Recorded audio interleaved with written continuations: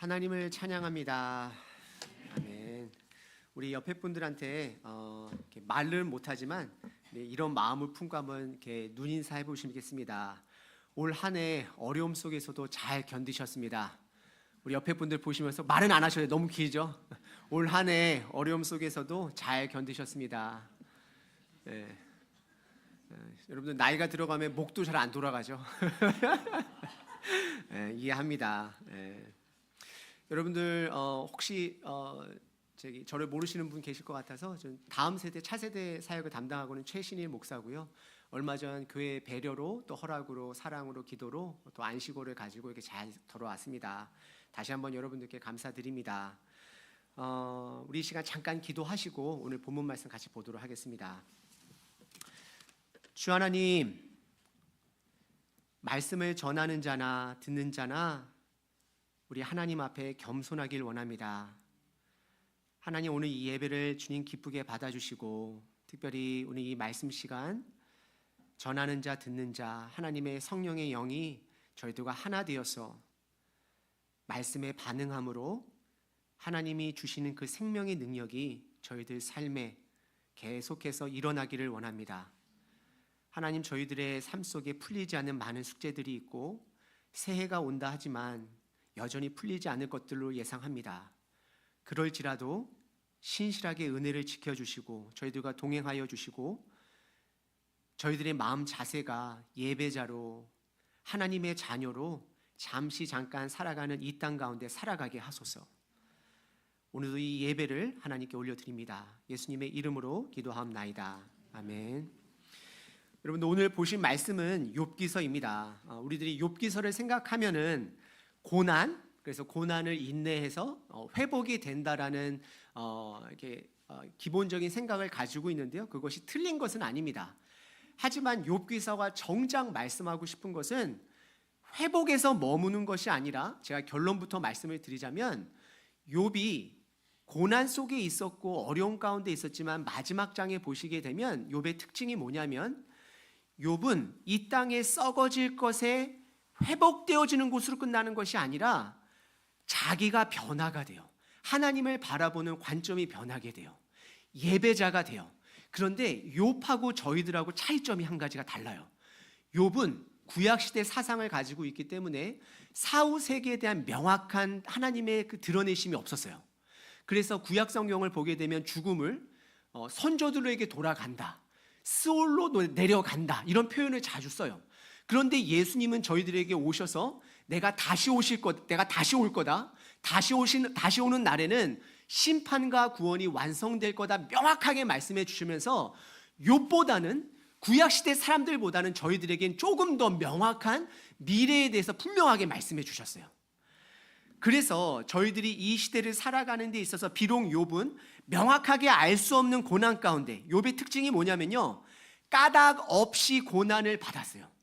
이유를 없이 알 수가 없어요. 왜 자기가 고난을 받는지 몰라요. 그리고 이유도 모르고 나중에 회복을 받아요. 하나님이 해주신 건 알아요. 하나님이 해주신 건 아는데 왜 하나님이 고난을 주셨고 왜 하나님이 회복시켜 주셨는가는 끝까지 욥은 알지 못해요. 하지만 우리들은 알 수 있다는 것입니다. 이것이 우리들이 욥기서를 바라볼 때에 놓치지 말아야 되는 관점입니다. 여러분들 욥기서를 보게 되면 이 시대를 반영하는 것 같아요. 여러분들 욥기서가 크게 세 대화로 나눌 수 있어요.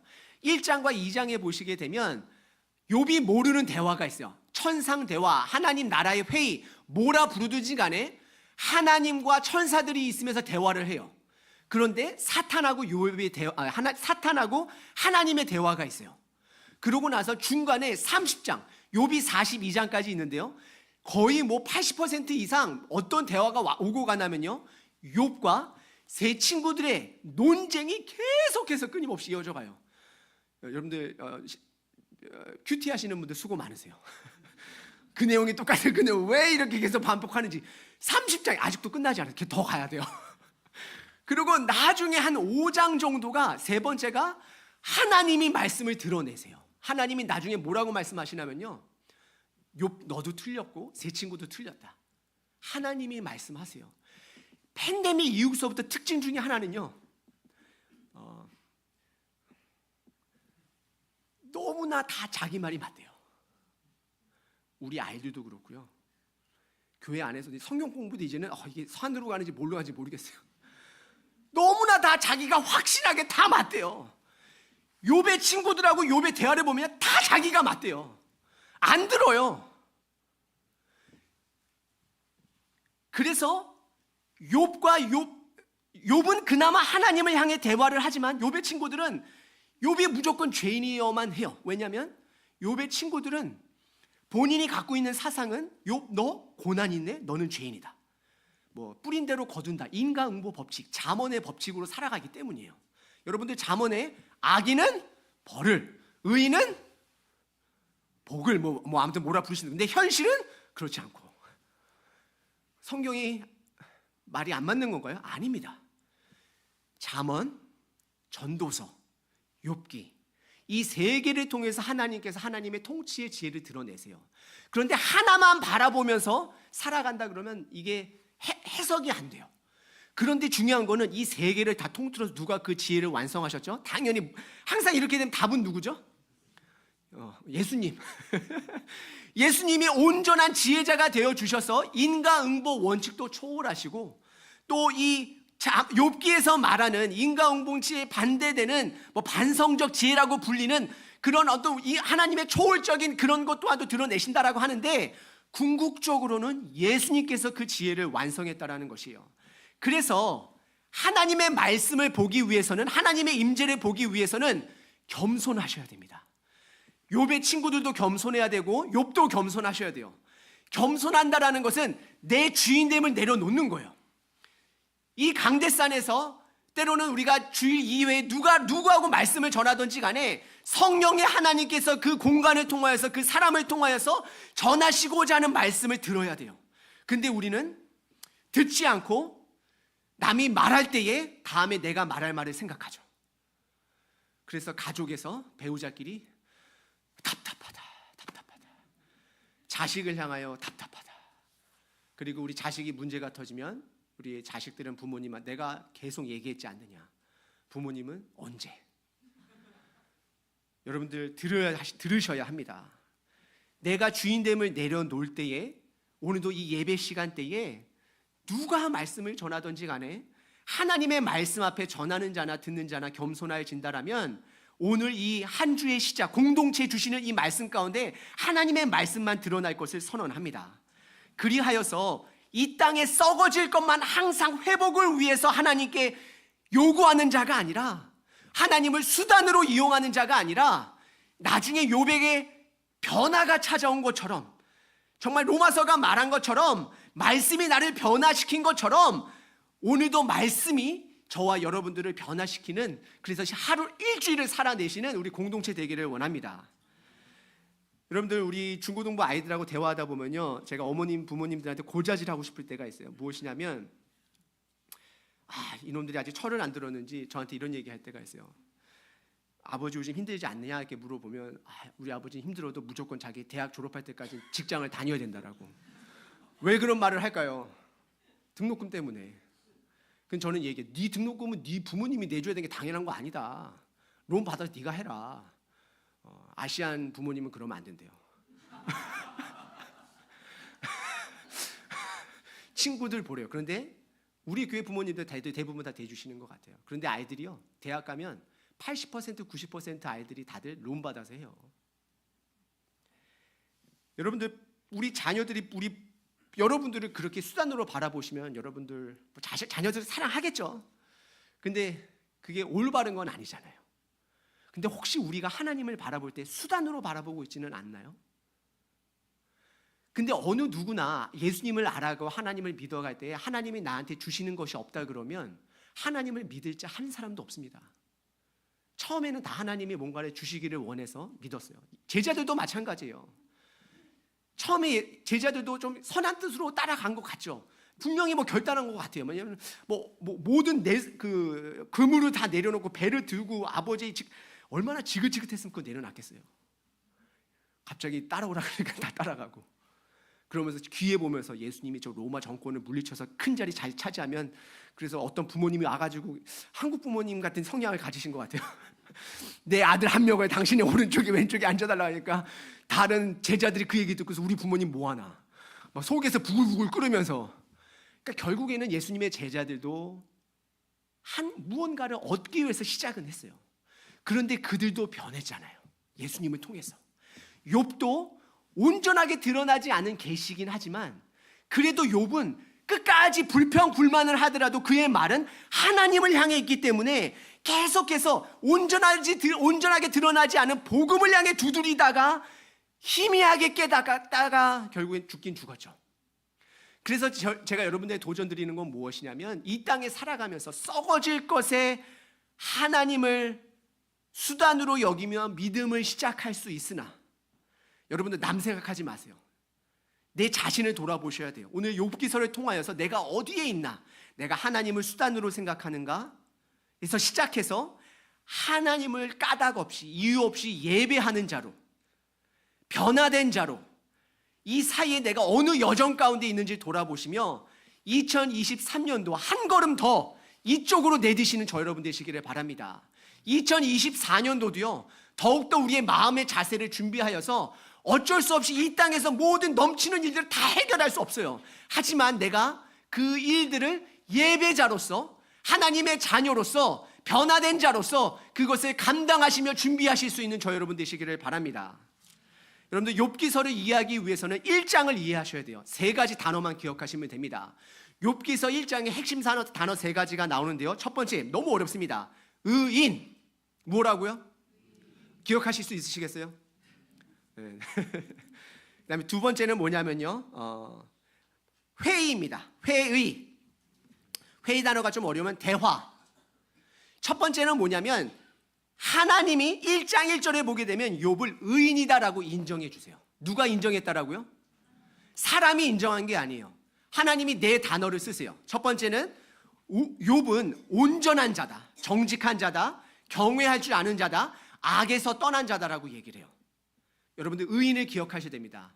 욥은 의인입니다.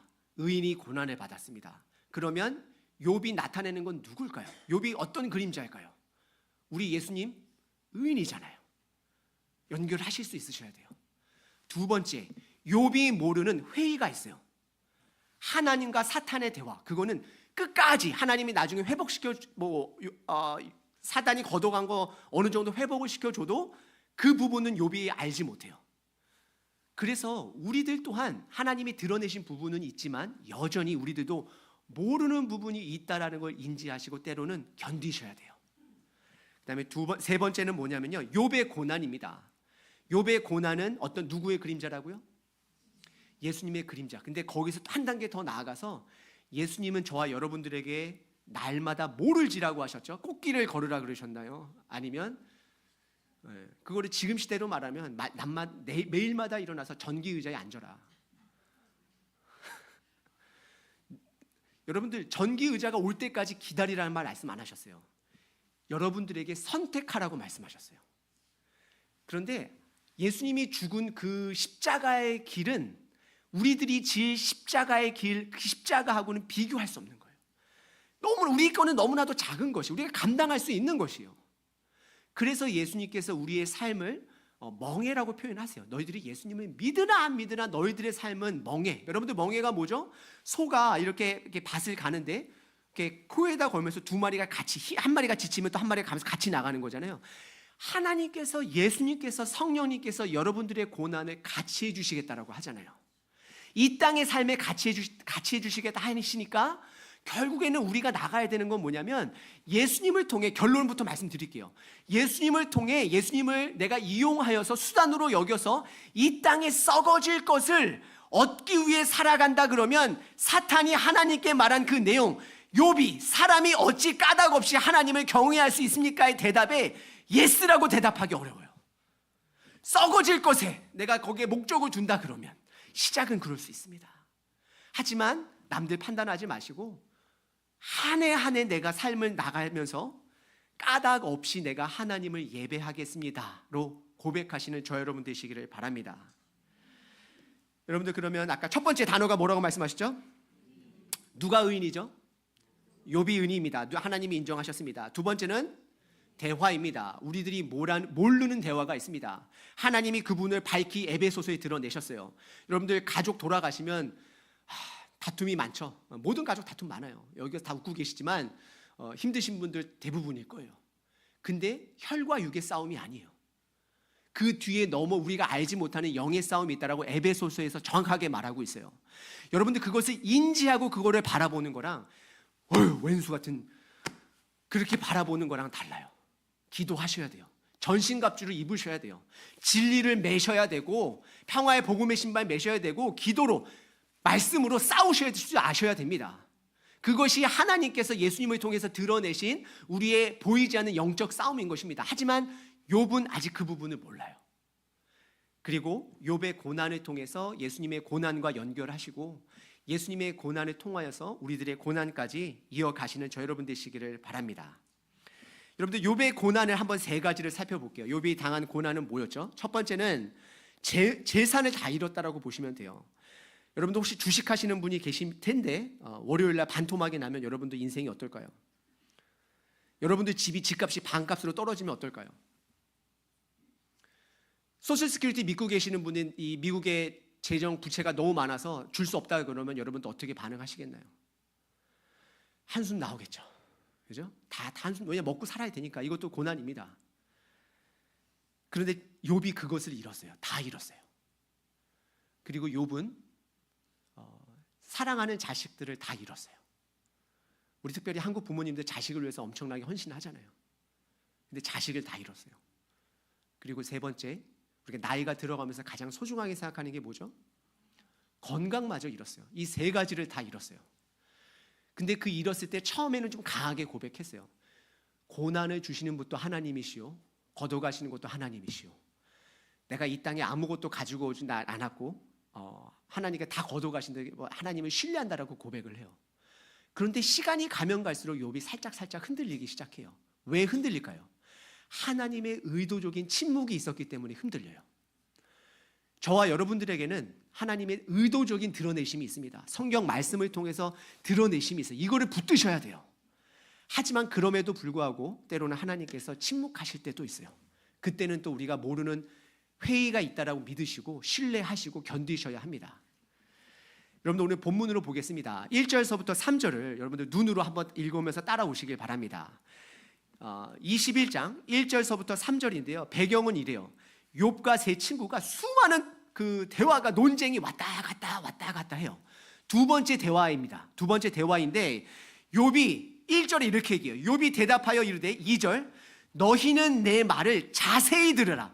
제발 내 말을 좀 들어라. 왜 내 말을 듣지 않고 왜 이렇게 나를 죄인으로 여기느냐. 이것을 너희들이 들으면 너희에게 위로가 된다라고 얘기해요. 왜 위로가 된다라고 얘기할까요? 나도 너희들처럼 잠언의 지혜, 인과응보의 법칙 뿌린 대로 거둔다. 하나님이 사랑하는 자, 내가 하나님을 사랑하면 나에게 복이 있다라고 믿었는데 내가 하나님의 길로 살아가는데 내가 완전한 자가 아니라 내가 죄가 있거나 우리 자식들이 죄가 있으면 내가 날마다 제사를 드려서 하나님의 뜻을 찾고 하나님의 뜻 안에 날마다 거하여서 의인의 길을 걸어왔지만 나도 이해할 수 없는 고난이 내 삶에 이렇게 찾아왔다. 이것을 너희가 깨달으면 하나님께 지혜가, 하나님의 통치가 인과응보 법칙을 초월하는, 뛰어넘는 통치라는 것을 너희들이 알므로 그것이 너희에게 위로가 될 것이다 라고 얘기를 해요. 그런데 그 친구들은 그걸 듣지 않아요. 여러분들 우리들이 때로는 다 듣는다라고는 하지만 특히 저가 못 들을 때가 되게 많아요. 그렇게 많이 얘기했대요. 제발 설교할 때 소리 지르지 말라고 얘기하는데 왜 이렇게 소리를 지르는지 종곤종곤 얘기해도 다 듣는데 들어야 돼요. 3절에 나를 용납하여 말하게 하라. 욥이 얼마나 답답하면 나를 용납하여 말하게 하라. 그리고 내 말을 듣고 정죄할지라도 나를 죄인이라 얘기할지라도 내 말을 다 들은 후에 나를 조롱하든지 나를 정죄하든지 해라. 여러분들 오늘 주보 보시게 되면, 본문 보시게 되면 설교 이후에 아래 빈칸을 채워보세요라고 있는데요. 한번 오늘 말씀을 들어보시면서 이거 채우는 거 중요한 거 아닙니다. 하지만 쭉 채워보시면서 내가 오늘 욥기서를 통해서 하나님이 나에게 주신 말씀이 무엇이 있는지 이것이 툴이 되기를 바랍니다. 그 중에 한 가지 오늘 이렇게 빈칸 중에 먼저 말씀드리면, 우리들 모두는 옆 사람의 고난의 소리를 들을 줄 알아야 돼요. 우리들 모두는 옆 사람의 고난의 소리를 들을 줄 알아야 돼요. 여러분들 배우자의 고난의 소리를 들으실 수 있으신가요? 솔직히 못 듣죠. 왜 내 고난을 왜 못 들어? 잖아요. 우리 자식의 고난의 소리를 들으실 수 있으신가요? 지금 내 바로 옆에, 뒤에, 앞에 계신 분들의 고난의 소리를 들으실 수 있으신가요? 그거를 듣기 위해서는 나의 주인됨을 내려놔야 돼요. 다시 말씀드릴게요. 내 주변에, 내 가족에 친한 사람, 때로는 먼 사람이라 할지라도 그 사람의 고난을 내가 듣기 위해서는 나의 주인됨을 내려놔야 돼요. 우리가 때로는 유스 아이들이나 제가 이렇게 대화를 하다 보면 자기가 부모님한테 이 사실을 그렇게 수차례 이야기했는데 부모님이 듣질 않는데요. 저보고 좀 얘기를 해달래요. 근데 우리 부모님들이 왜 그러냐면, 나 때는 말이야 수돗물 먹고 내가 배 채우면서 학교 다녔어. 내가 주인이 된 거예요. 내가 주인이 되니까 나 때는 말이야 엄마 아빠 때는 그렇게 음식 안 남겼어. 당연히 음식 다 먹어야죠. 그런데 일단은 예수님이, 하나님이 우리에게 그렇게 접근하셨으면 우리도 여기 남아있는 자 한 명도 없을 거예요. 하나님이 나는 말이야, 무섭지 않나요? 예수님이 말이죠, 나는 말이야 이 땅에 와가지고 나 죄 한 번도 안 짓고 너희들, 예수님은 그러지 않으셨잖아요. 심지어 죄를 짓다가 현장에서 걸려온 여인을 향하여 그 죄를 정죄할 수 있는 자격이 있는 예수님조차 죄 짓지 말아라, 아무도 너를 정죄하지 않는다, 나도 너를 정죄하지 않는다. 우리 특별히 신혼부부도 여기 있지만 누구라고 보지 마세요. 서로를 정죄하면 안 돼요. 내가 주인됨을 내려놨을 때에 사람의 마음을 들을 수 있는데요. 근데 여기서 더 놀라운 것은, 다른 사람의 아픔을 들을 수 있는 사람, 나의 주인됨을 내려놓고 다른 사람의 아픔을 들을 수 있는 사람은 하나님의 말씀도 들을 수 있는 것입니다. 동일한 자세입니다. 여러분들, 우리가 내가 오래 살았고 또 특별한 경험을 많이 하였을지라도, 다른 사람이 나랑 비슷한 어려움을 겪는다 할지라도 내가 이것을 경험되었기 때문에 내가 이것을 가르쳐 주겠다라고 접근한다 그러면 그것은 위로가 되지 않습니다. 하나님이 드러나질 않습니다. 욥의 세 친구를 통해서 하나님이 드러나질 않아요. 욥의 세 친구들은, 욥 너가 받는 고난 나는 알아. 그들이 경험하지 못했어도 그들은 안다라고 믿어요. 왜냐하면 그들은 본인 스스로를 현자, 지혜자라고 생각하기 때문이에요. 주인이라고 생각했기 때문이에요. 여러분들, 우리가 주인의 자리를 내려놓음으로 내 가족의 아픔, 우리 주변 사람들의 아픔, 더 나아가 하나님의 말씀을 들을 수 있는 저와 여러분 되시기를 바랍니다. 여러분들 4절서부터 6절을 보시게 되면 욥이 두 가지 이유 때문에 굉장히 힘들어해요. 4절에 보시게 되면 나의 원망이 사람을 향하여 하는 것이냐, 이 뜻은 사람을 향한 것이 아니다라고 얘기를 해요. 욥의 원망이 누구를 향한 거죠? 하나님을 향한 것이에요. 왜 하나님을 향한 것이죠? 하나님, 나는 하나님의 뜻에 이렇게 살아왔는데 왜 내 삶에 알지 못하는 고난을 이렇게 주셨나요? 하나님, 이 고난을 주신 분도 내가 하나님인 거 인정해요. 그런데 나의 의로움도 인정해 주실 분, 이거를 하나님께서 프루브해 주실 분도 하나님 한 분됨을 고백하면서 하나님만을 찾고 있어요. 그래서 욥이 그것 때문에 너무 괴로워하고요. 그래서 친구들에게 내 마음이 어찌 조급하지 아니하겠느냐, 나 또한 너희들처럼 되게 조급하다. 5절, 너희가 나를 보면 놀라리라. 왜 놀라리라고 말할까요?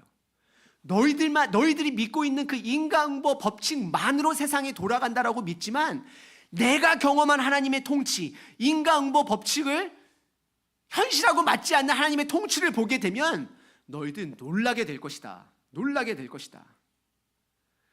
그래서 6절에 내가 기억하기만 하여도 불안하고 두려움이 내 몸을 잡히는구나. 이제는 인과응보 법칙에 따라 이게 내가 움직여지는 게 아니라 하나님의 주권에 따라 나에게 고난이 오고 고난이 물러감을 내가 알므로 두려워하기 시작해요. 하나님을 경외하기 시작해요. 여러분도 아까 지혜서가 3권이 있다라고 말씀드렸는데 뭐였죠?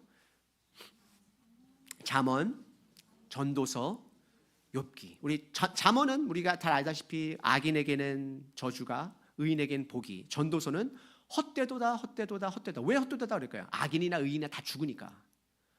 근데 전도서는 삶으로서 보여주는 것입니다. 그래서 결국에는 이 욥이 강조하는 것은 하나님을 경외하는 것이 지혜의 근본임을 이 지혜서가 말하고 있어요. 여러분들 하나님을 경외하시나요? 다시 말씀드리면 주인의 자리에서 하나님께 그 주인의 자리를 내어드리고 내가 내려오는 것이 하나님을 경외하는 것입니다. 그 다음에 두 번째 욥이 괴로워하는 것은 아까 말씀드렸다시피 인과응보 법칙이 깨졌기 때문이에요. 욥도 그것을 믿었어요. 인과응보 법칙은요, 첫 번째 죽음의 한계를 해결하지 못해요. 의인이나 악인이나 다 죽어요. 그리고 두 번째 해결하지 못하는 것은 악인을 향한 이 땅의 복을 해결해 주지 못해요. 여러분들이 생각하는 악인들 있잖아요. 여러분들 제가 어렸을 때 만난 친구들 중에서 이 친구는 좀 악한 친구다라고 생각이 된 친구들 몇몇 있었거든요. 근데 아니나 다를까 이번에 가서 이렇게 좀 어떻게 하다가 이렇게 수소문에서 알아보니까 한 친구는 감옥 가 있더라고요. 그래서 제 속으로 무슨 말을 했냐면요, 정죄하는 거죠. 죄송해요 하나님. 근데 입으로 내뱉지는 않았어요. 아, 이게 그렇구나, 악인은. 그런데 안 그런 케이스도 있잖아요. 그래서 제가 말씀드리는 요지는 인과응보 법칙이 항상 뿌린 대로 거둔다라는 게 잘못됐다라는 것은 아니에요. 예수님을 믿으면 구원을 얻고 예수님을 안 믿으면 그의 선택에 따라 구원을 예수님하고 함께 평생 할 수 없어요. 그것은 인과응보 법칙이라고도 말할 수 있어요. 결국에 하나님이 말씀하시는 것은 인과응보 원칙과 또 우리들이 세운 모든 원칙을 초월하신 주님과 동행하는 삶을 말씀하고 있는 것입니다. 그래서 여러분들 7절서부터 16절에 보시게 되면 우리들의 현실 속에 인과응보 법칙과 부딪히는 것을 드러내요. 욥이 5가지 왜와 2가지 주장으로 이렇게 이야기하고 총 7가지입니다. 7절에 보시면 첫 번째, 왜 악인들은 지금까지 잘 살고 있는지 좀 주변을 봐라. 여러분들 주변에 악인분들 잘 사시는 분들 많잖아요. 두 번째, 8절에 보시면 너희들이 말했을 때는 악인들의 후손들이 사라진다라고 하는데 멸절된다라고 얘기하는데 악인들의 후손들 봐라. 야, 저 차 타고 가다니는 거 봐라. 야, 뭐 더 번성하네, 번성하네. 9절에 보시게 되면 세 번째로 악인들의 집은 평안하고 왜 지금까지 이렇게 평안하고 심판이 너희들이 있다라고 얘기하는데 왜 지금까지 하나님의 심판이 없느냐. 그 다음에 네 번째는 10절에 그들의 재산은 계속해서 번창하는 거 봐라. 왜 그들의 재산이 이렇게 번창하느냐. 다섯 번째는요, 12절에 왜 악인의 집에는 음악이 흘러나오고 이게 기쁨이 넘치냐. 왜 이러지? 그러면서 욥이 2가지 주장을 해요. 이것이 첫 번째는 뭐라 그러냐면요, 13절에 그들은 그렇게 살다가 죽는다라고 얘기를 해요. 그들은 그렇게 이 세상에서 복을 누리다가 죽는다. 근데 너희들이 말하는 인과응보 법칙이, 다시 말씀드립니다, 모든 악인이 그렇다라는 건 아니에요. 모든 악인이 그렇다라는 것은 아닙니다. 하지만 그런 사람들도 있다라는 것을 욥이 드러내고 있습니다. 그리고 두 번째는 욥이 주장하기를 14절에 그럼에도 불구하고 그들은 여전히 하나님을 거부한다라고 얘기를 해요. 이러한 현실 속에서도 여러분들은 이유 없이 까닭 없이 여호와 하나님만을, 예수님만을 경배하시겠습니까? 만약에 이 땅에 썩어질 것으로 인하여 하나님을 찾는다 그러면 아멘하기 어려울 수 있어요. 하지만 여러분들 그 아멘의 과정을 걸어가시길 바랍니다. 그 과정 속에 있어요. 우리들이 하나님으로만 살아갑니다. 여러분들 제가 항상 강조하는 것이 무엇이냐면 우리 아이들한테 복음은 감자다라고 얘기를 해요. 여러분들 제가 여러분들에게 다이아몬드를 주길 바라시나요? 감자를 주길 바라시나요? 당연히 지금은 다이아몬드를 원하시겠죠. 그런데 여러분들 복음은요, 다이아몬드가 아니에요. 감자예요. 우리에게 먹고 힘을 낼 수 있는 감자예요. 여러분들 팬데믹 막 터졌을 때, 사람들이 밖에 못 돌아다녔을 때 제가 여러분들 집에 생수 한 통을 갖다 드리면 여러분들 얼마나 고마워하겠어요. 근데 오늘 밤 제가 여러분들에게 생수 한 통을 갖다 드리면 최 목사 뭐지? 여러분들 복음은 이 땅에 썩어질 것을 위해서 존재하는 것이 아닙니다. 예수님은 이 땅에 우리에게 이센셜한 거, 없어서는 안 될 거를 주시기 위해서 오셨다는 것을 기억하시길 바랍니다. 그래서 여러분들 우리 15절 한번 집중해서 보게 되면 15절에 욥이 악인들이 이렇게 고백했다라고 얘기를 해요. 전능자가 누구에게 우리가 섬기며 우리가 그에게 기도한들 무슨 소용이 있으랴.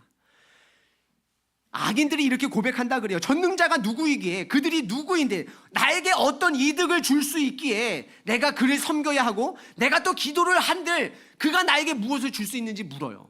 이스라엘 백성들이요, 가나안 땅에 들어오자마자 하나님, 광야의 하나님이 약속의 땅에 들어와서 나한테 해줄 수 있는 게 뭔데요? 없잖아요. 그렇게 믿고서 하나님 버린 거 아닌가요? 이스라엘 백성도 악의 길을 걸었어요. 하나님을 버렸어요. 왜냐하면 하나님을 효과적으로 바라봤기 때문에. 믿음은 효과입니다. 다시 말씀드립니다. 믿음은 효과적인 것을 찾는 것이 아닙니다. 여러분들 16절 한번 보시겠습니다. 그러고 나서 욥이 고백하기를 그러나로 얘기하면서 그들의 행복이 그들 손에 있지 아니하니. 욥이 말씀하는 이 행복은 하나님이 주시는 행복인데 그 하나님의 행복의 주권이 그들에게 있지 아니하고 하나님께 있다라고 얘기를 해요. 욥의 신실함 중에 하나가요, 어려움 가운데서도 주권만큼은 하나님, 내가 이 고난이 나에게 왜 있는지 모르지만 그것은 하나님께로부터 온 것임을 내가 신뢰합니다. 하나님, 이것도 하나님이 해결해 주실 줄 믿습니다.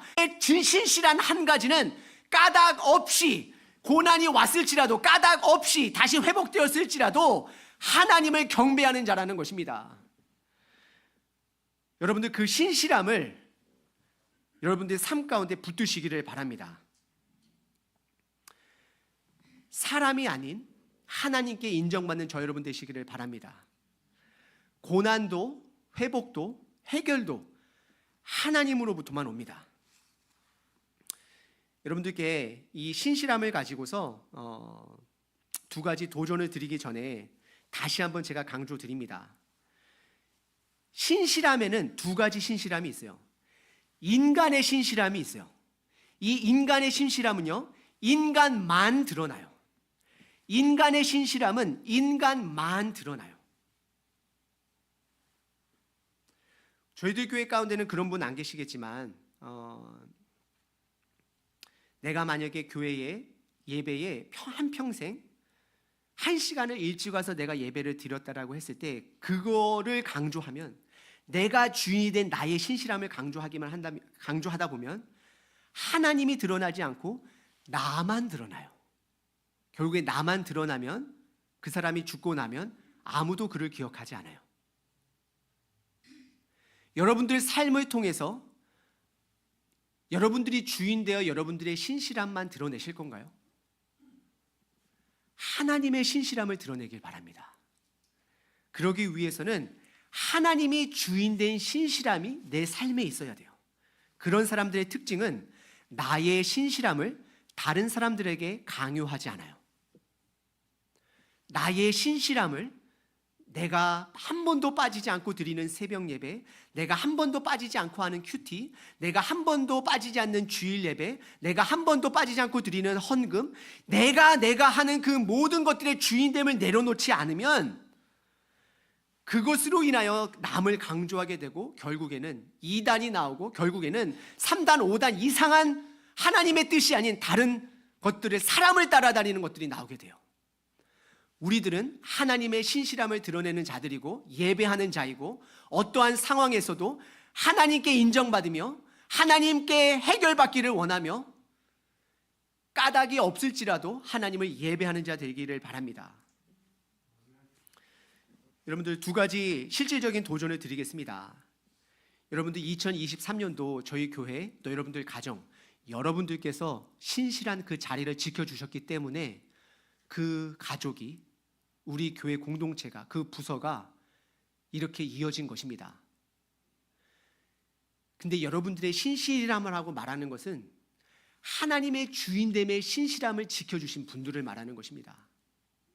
그렇지 않으면 여러분들이 사라지는 순간 그 공동체 또한 사라집니다.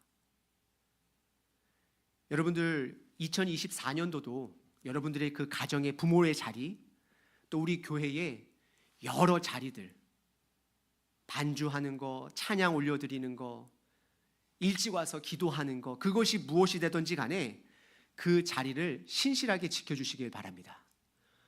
혹시 내가 하나도 신실한 게 생각이 나지 않는다 그러면 이 12월 한 달 신실한 그 자리를 한번 기억해 보시고 그 자리를 지키시길 바랍니다. 그 신실한 자리를 지키는 자들이 모였을 때에 그 신실한 공동체에 신실한 하나님만이 드러납니다. 주인된 하나님만이 드러납니다. 그리고 두 번째 여러분들에게 도전드리길 원하는 것은 이제는 고난을 피하기 위해서 예수님을 붙들어도 돼요. 제가 단대하게 선포합니다. 고난을 피하기 위해서 예수님 붙드셔도 됩니다. 하지만 그것에서만 머물면 안 됩니다.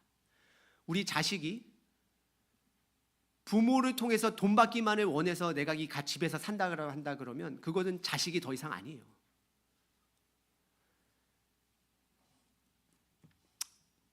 오는 고난이 있고 선택하는 고난이 있습니다. 오는 고난은 우리가 알 수 있는 고난도 있고 알 수 없는 이유를 알 수 없는 고난도 있지만 그건 견뎌내야 돼요. 그런데 거기서 머무는 것이 아니라 필연에서 머무는 것이 아니라 이제는 선택적 고난을 하실 수 있는 저와 여러분 되시기를 바랍니다. 간단한 예로 여러분들 운동하는 거 고난인가요? 아닌가요? 고난이에요. 일어나서 힘든 거에 나가야 돼요. 근데 그것을 하면 누구에게 득이 되나요? 하나님이 여러분들을 괴롭게 하기 위해서 고난을 취하라 그러나요? 아니요. 여러분들을 성숙하기 위해서 그러는 것이에요. 우리 자녀들, 부모들 너무나도 고생을 안 주기 위해서 막 그러다 보니까 우리 자녀들이 지금은 생활력이 너무 약해요. 이놈의 자식들 대학 가서 빨래나 할 줄 알려나? 다들 우리 중고등부 아이들 지금 대학만 빨리 가고 싶어 해요. 지금이 가장 좋을 때일 줄 모르고 엄마 아빠 집에 먹고 빨래 집어 던져놓으면 엄마 아빠 다 빨아주고 대학 가면 자기가 알아서 다 해야 되고 그러다가 또 좋은 사람 만나면 애가 또 결혼을 하고 또 애가 애를 낳고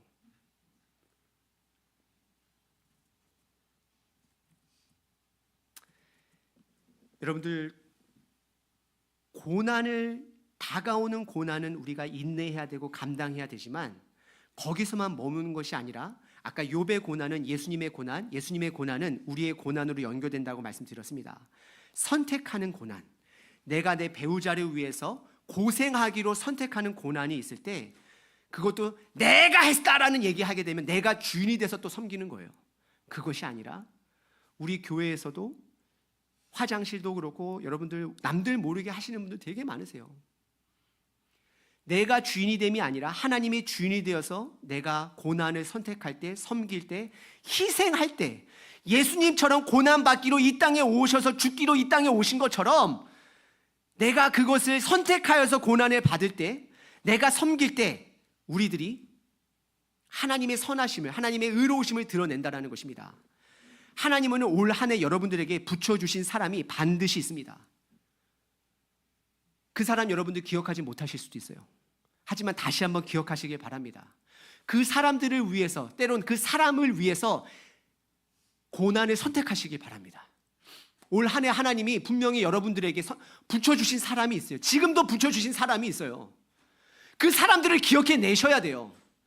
하나님은 모세에게 누구를 붙여주셨죠?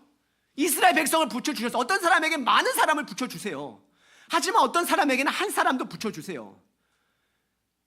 여러분들 목사가 콜링이 아니에요. 사람을 붙여주셨기 때문에 그 과정에 목사가 되면 목사가 되는 거지 목사가 자체가 콜링이 되지 않습니다. 중요하지 않아요. 자꾸 소리 지르면 안 되죠. 모세는 직분에 매이지 않아요. 그래서 많은 학자들이 모세의 직분을 세 가지로 봐요. 선지자, 여러 가지로 봐요. 근데 모세한테 중요한 거는요, 붙여주신 사람에게 하나님의 말씀을 태어나는 거예요. 희생하는 거예요. 하나님이 올 한 해도 지금 현재 여러분들에게 붙여주신 사람이 반드시 있습니다. 그 사람 찾으시길 바랍니다. 그 사람이 없다 그러면 여러분들 믿음 한번 스스로 점검해 보셔야 돼요. 심각하게. 천국과 지옥을 얘기하는 것이 아니에요. 제가 말하는 이 붙여준 사람이 넘어가겠습니다. 여러분들 우리 같이 한번 기도하는 시간 갖도록 하겠습니다.